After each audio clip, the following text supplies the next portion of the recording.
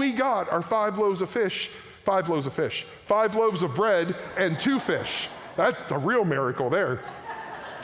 As somebody who's been involved with a fish fry for the last 5 weeks, 5 loaves of bread and 2 fish isn't enough for 5,000 people.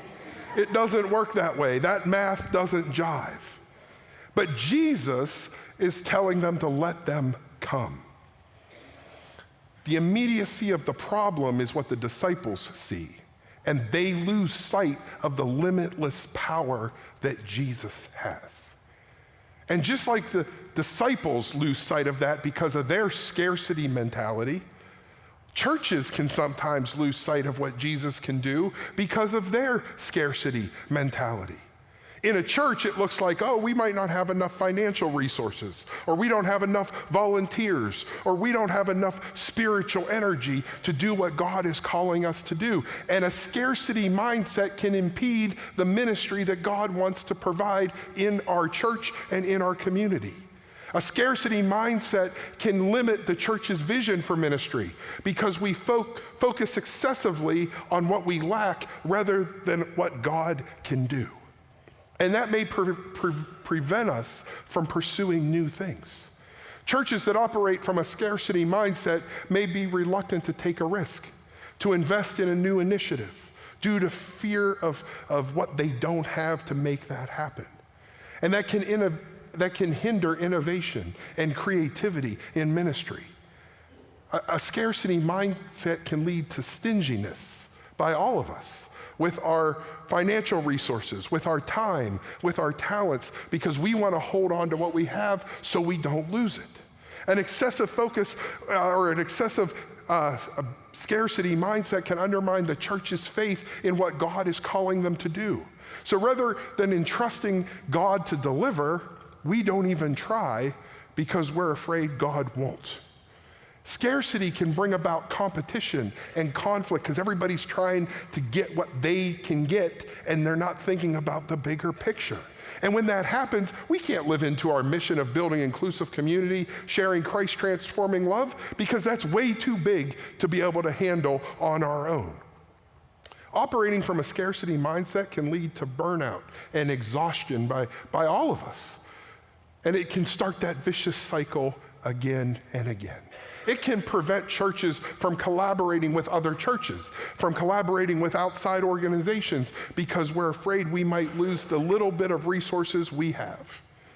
Well, as a church, as Christ Church, we've been blessed to not always operate out of a scarcity mindset.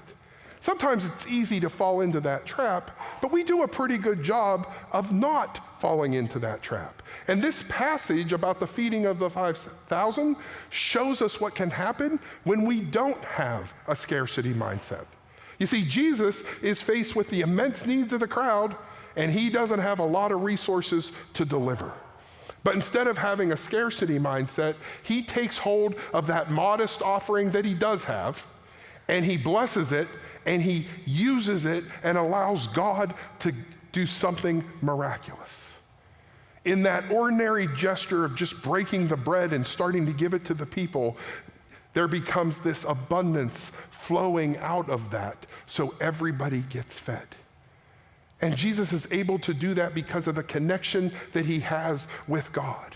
He realizes where the abundance comes from. By acknowledging the origin of the abundance, Jesus models for us a posture of thankfulness and dependence that transcends human limitations. You see, this act of blessing and sharing goes beyond meeting their physical need of being hungry. It symbolizes the sacrificial love and generosity that is inherent to God's kingdom.